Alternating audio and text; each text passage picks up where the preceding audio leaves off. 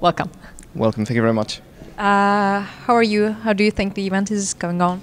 I think the event's been really good. It's very enlightening for all of the publishers, the agencies and the clients as well.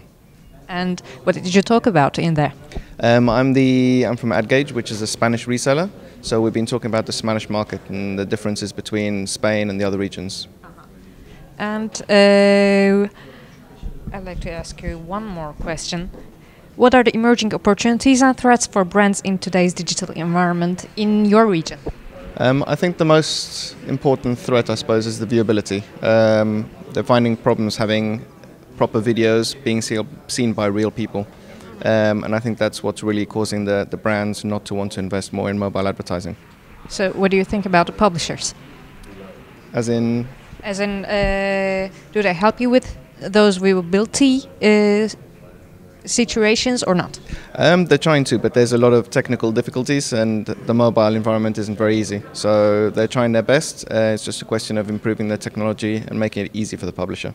Okay, thank you very much. Thank you.